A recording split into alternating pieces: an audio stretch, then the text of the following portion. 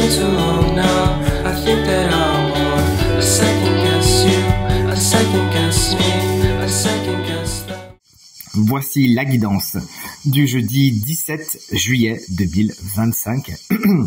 Les cartes du tarot vont mettre la lumière sur un point qu'il serait bon pour vous d'explorer afin d'aller vers quelque chose de positif et transformateur. Et on commence tout de suite avec les signes d'eau, Cancer, Scorpion et Poisson. On embrasse bien évidemment très fort nos amis Cancer qui fêteront leur anniversaire en cette belle journée.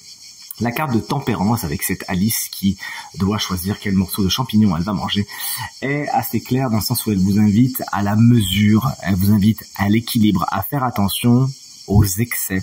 Il faut que vous fassiez du bien au niveau physique, au niveau mental et au niveau émotionnel. Allez vers là où c'est stable, pas là où ça va vous déséquilibrer et provoquer une disharmonie qui vous mettra dans l'inconfort, bien au contraire. Une carte également qui vous explique qu'il s'agira de faire preuve de conciliation dans la période à venir. Faites un pas vers les autres feront un pas vers vous, tout naturellement.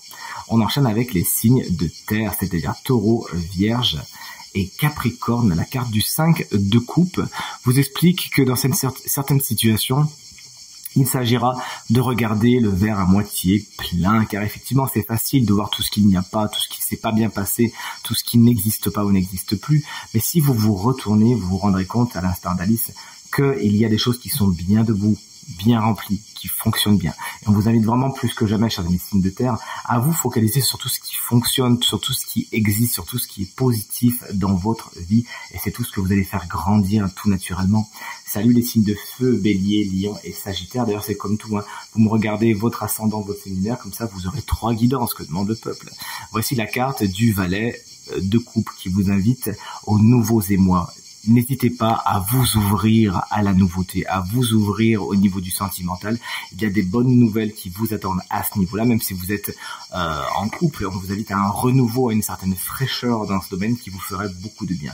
Une carte qui nous parle également beaucoup de créativité, d'imagination, de talent artistique. N'hésitez pas à vous lancer, à développer quelque chose, à peaufiner un de vos talents.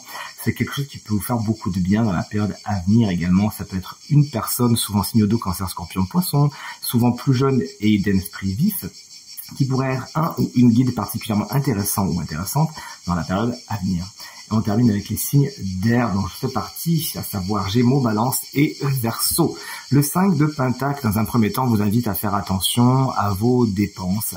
Ne soyez pas dans l'inconstance ou inconsidéré. Ayez un regard objectif et surtout lucide sur ce que vous faites et attention aux excès vous aussi.